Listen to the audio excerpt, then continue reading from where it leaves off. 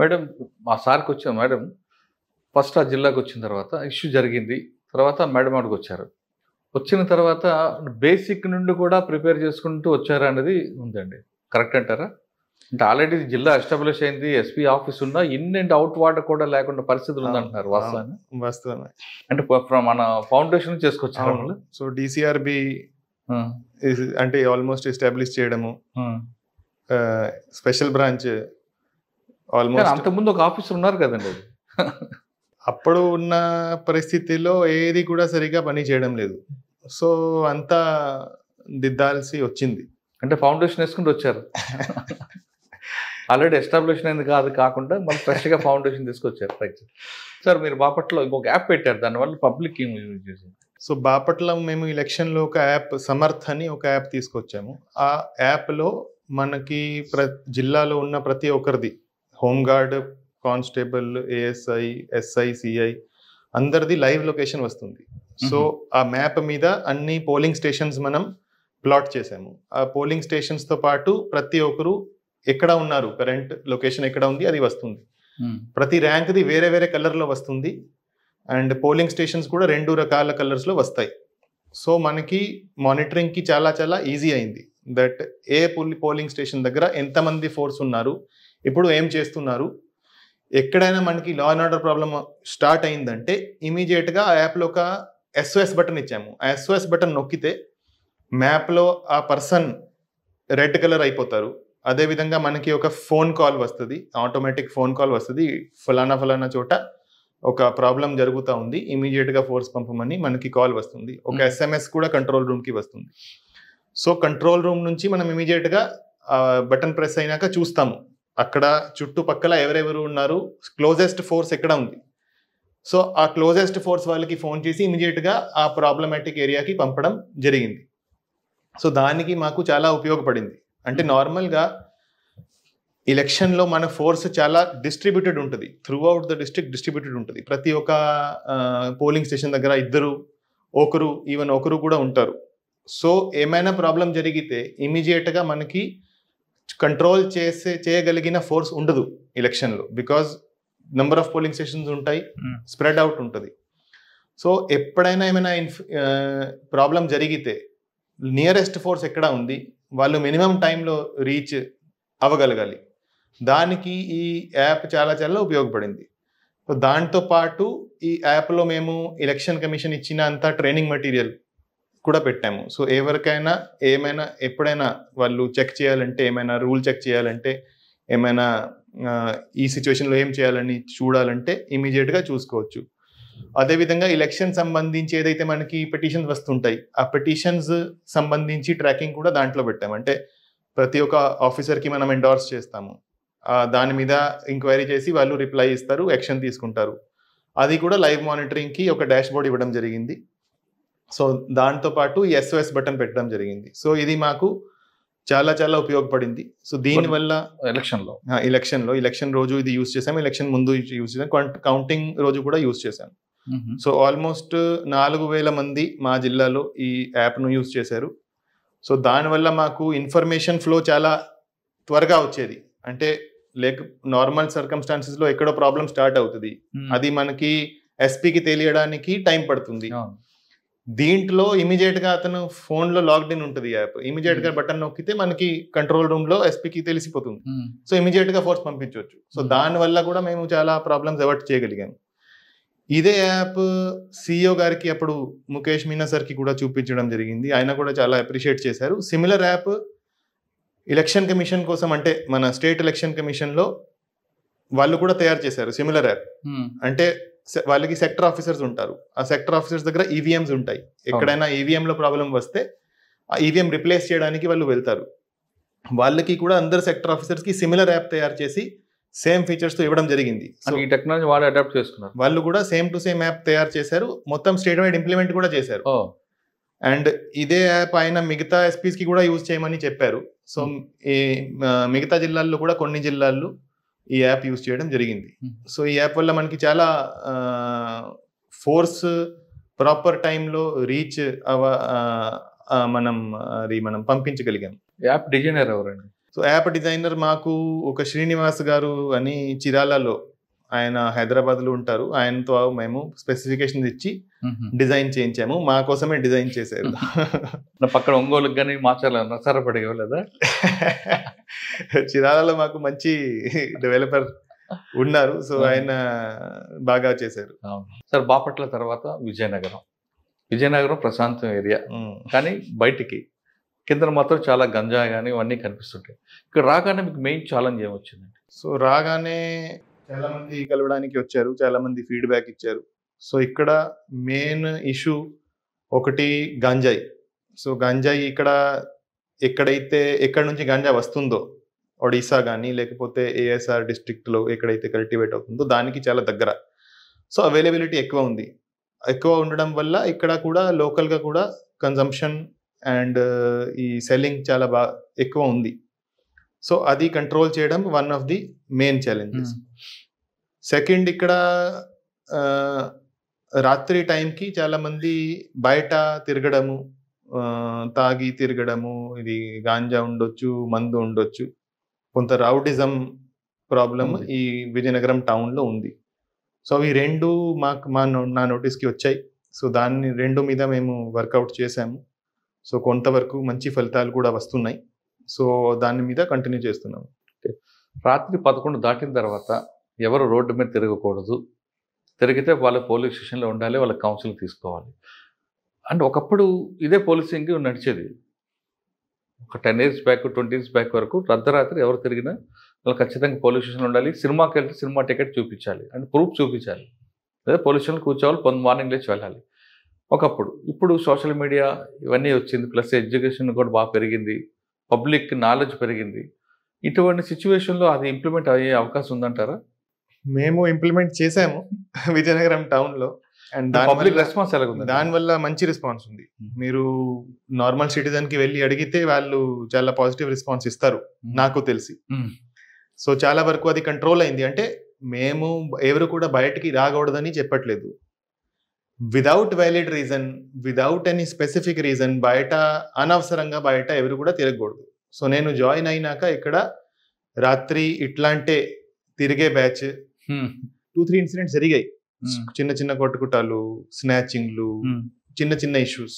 So that means, అంటే దాంతో నాకు అర్థమైంది ఏంటంటే ఇది ప్రాబ్లం ఎవరైతే అందరూ చెప్తున్నారో ప్రాబ్లం ఉంది, ఇన్సిడెంట్స్ కూడా జరిగాయి, వాళ్ళను ఖచ్చితంగా కంట్రోల్ చేసుకోవాలి. సో చాలా మంది రాత్రి ఆర్ ఎర్లీ మార్నింగ్ బయట రావడానికి భయపడేవారు. సో అటువంటి పరిస్థితి ఎక్కడా కూడా ఉండకూడదు. సో బయటకి ఎవరైనా తిరిగితే వాళ్ళు ప్రాపర్ మేనర్లో తిరగాలి, ఎవరికి మిగతా వాళ్ళకి ఇబ్బంది పెట్టకుండా తిరగాలి.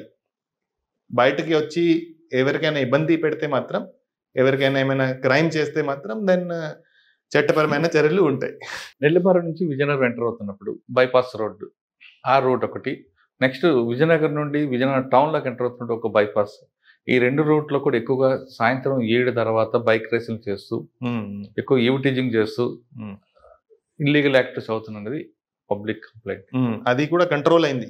బైక్ రేసెస్ చాలా ఎక్కువ అయ్యేవి రాత్రి 11 తర్వాత. సో అది చాలా వరకు కంట్రోల్ అయింది. ఇంకా కూడా ఎక్కడైనా ఉంటే మేము కంటిన్యూస్ గా దాని మీద ఫోకస్ చేస్తున్నాం. సైలెన్సర్ పెట్టుకొని సౌండ్లు పెడుతూ డిస్టర్బ్ చేస్తున్నారని కూడా కంప్లైంట్. అది దాని మీద మేము వర్కౌట్ చేస్తున్నాం. అది త్వరలోనే ఇట్ విల్ బి. దానికి కూడా యాక్షన్ ఉంటుందా? ఓకే. అంటే రాత్రి 11 దాటాక ఎవరు తిరగద్దు కాదు, కానీ తిరిగితే మాత్రం ఎవిడెన్స్ ఉంటుంది. తిరిగితే మాత్రం ఏదో వ్యాలిడ్ రీజన్ ఉండి రావాలి, అన్నెసరీ రాకూడదు. తాగి, గంజాయి తాగి లేకపోతే మందు తాగి బయట తిరగడం, అల్లరి చేయడము, మిగతా వాళ్ళకి ఇబ్బంది పెట్టడము, మహిళలకి ఇబ్బంది పెట్టడం, అటువంటి అది it is not tolerable. Sir Vizianagaram నుంచి వస్తున్నప్పుడు కొన్ని సరౌండింగ్ లో డాబాలు ఉన్నాయి. ఈ డాబాలో నైట్ టైం తాగి న్యూసెన్స్ చేస్తున్నారు కూడా కంప్లైంట్ ఉంది. గతంలో అదే కేసులో మర్డర్ కూడా జరిగింది. అటువంటి జరగకుండా మీరేం యాక్షన్ తీసుకుంటున్నారు? సో అది కూడా ఇప్పుడు డాబాల దగ్గర ఒకటి లిక్కర్ సర్వ్ చేయకూడదు అనేది మేము ఇంప్లిమెంట్ చేస్తున్నాము. సెకండ్, ఎవరు కూడా అనవసరంగా రాత్రి టైంకి తాగి తిరగకూడదని. సో దాని కిందనే ఇది కూడా వర్కౌట్ చేస్తున్నాం. మీరు చెప్తున్నట్టుగా గాంజా ఎస్కోటా కారిడార్ కనిపిస్తుంది, ట్రాన్స్పోర్ట్ కారిడార్. దీన్ని బ్రేక్ చేయడానికి మీరు ఏం చేస్తున్నారు? సో ఒకటి మనకి విజయనగరం జిల్లా పరిధి ద్వారా ట్రాన్స్పోర్ట్ మిగతా జిల్లాలకి ట్రాన్స్పోర్ట్, లేకపోతే అదర్ స్టేట్స్కి ట్రాన్స్పోర్ట్ అవుతుంది గాంజా.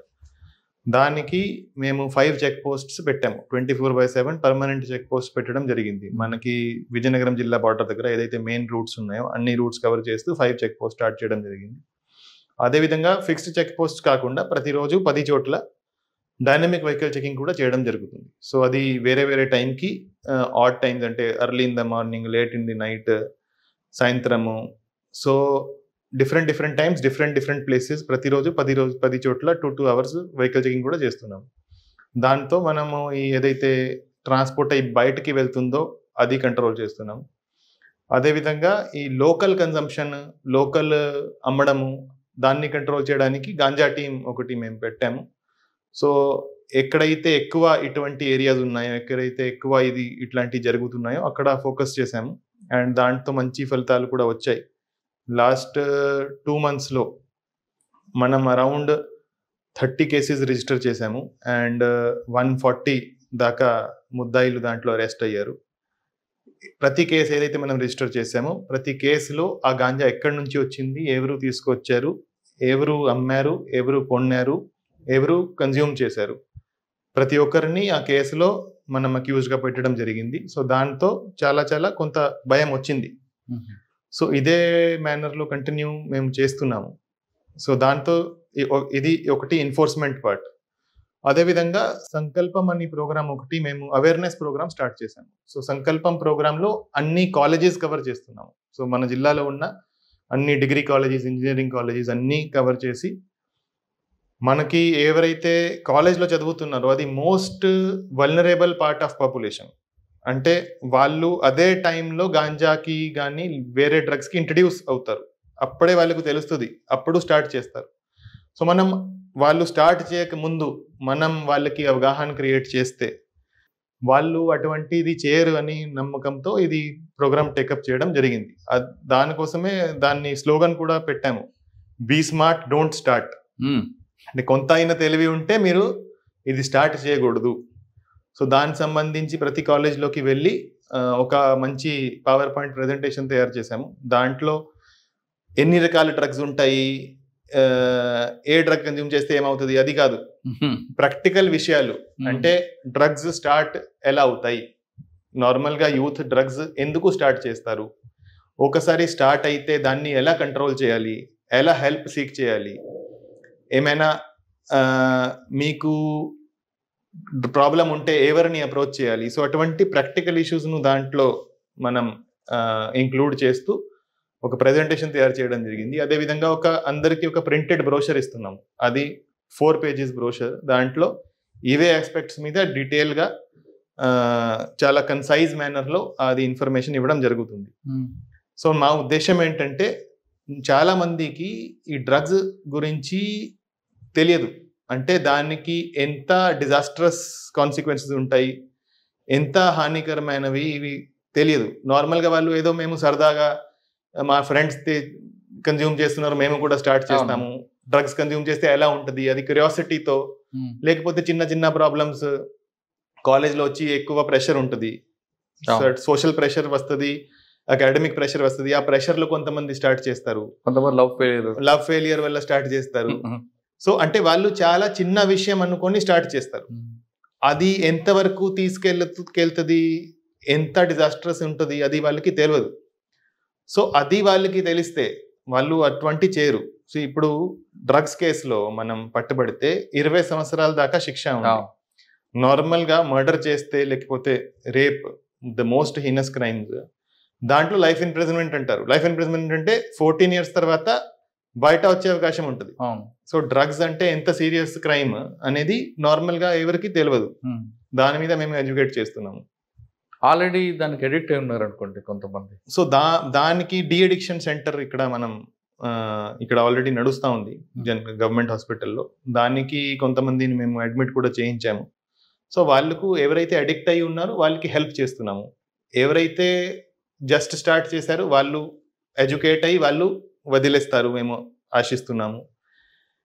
సో ఎవరైతే స్టార్ట్ చేయలేదో వాళ్ళు స్టార్ట్ చేయకూడదు. అదే మెయిన్ ఉద్దేశం ఈ ప్రోగ్రామ్ది. సో అందరికీ అవగాహన ఉంటే ఖచ్చితంగా వాళ్ళకి కొంత అయిన తెలివి ఉంటే ఎవరు కూడా అన్ని తెలిసినాక ఎవరు కూడా చేయరు. నార్మల్గా ఇప్పుడు మనకి ఏమైనా జాబ్ వస్తే జాబ్ వస్తే పోలీస్ వెరిఫికేషన్ ఉంటుంది, అది అవును. ఎవరికి తెలియదు. ఏమైనా పాత క్రిమినల్ చిన్న చిన్న ఈ డ్రగ్ కేసు ఉంటే, లేకపోతే ఏమైనా చిన్న చిన్న బాడీలీ అఫెన్స్ కేసు ఉంటే, పెట్టి కేసులు ఉంటే, అది దానివల్ల మనకి జాబ్ వచ్చినాక కూడా వాళ్ళు మనకి తీసుకోరు. పోలీస్ వెరిఫికేషన్లో కేసు వస్తుంది, వాళ్ళు యాక్సెప్ట్ చేయరు. సో అది కూడా వాళ్ళకి చెప్తున్నాము, మీరు ఏమైనా డ్రగ్స్ జోలిలో డ్రగ్స్ కన్జ్యూమ్ చేసి ఏమైనా పట్టుబడితే, లేకపోతే డ్రగ్స్ కోసం డబ్బు కావాలి, ఆ డబ్బు కోసం కొంతమంది చిన్న చిన్న క్రైమ్ స్టార్ట్ చేస్తారు. సో దానివల్ల మీరు ఏమైనా క్రైమ్ చేస్తే మీకు మీ జీవితం నాశనం అయిపోతుంది, మీ ఫ్యూచర్ నాశనం అయిపోతుంది అని కూడా మేము ఎడ్యుకేట్ చేస్తున్నాము. సో మా నమ్మకం ఏంటంటే ఇదంతా తెలిసినాక ఎవరైతే స్టార్ట్ చేయలేదో వాళ్ళు చేయరు. అంటే మీ ఆబ్జెక్టివ్ మంచిది కనిపిస్తుంది, అది ఇంప్లిమెంట్ అవుతుందా అన్నది. ఖచ్చితంగా అవుతుంది, ఖచ్చితంగా అవుతుంది. ప్రతి ఒక్కరు ఒక రేషనల్ హ్యూమన్ బీయింగ్, ప్రతి ఒక్కరు ప్రతి పని చేసే ముందు కొంత అయినా ఆలోచిస్తారు. సో కొంత అయినా ఆలోచన ఉంటే ఖచ్చితంగా దాని మీద దాని ఇంపాక్ట్ అవుతుంది.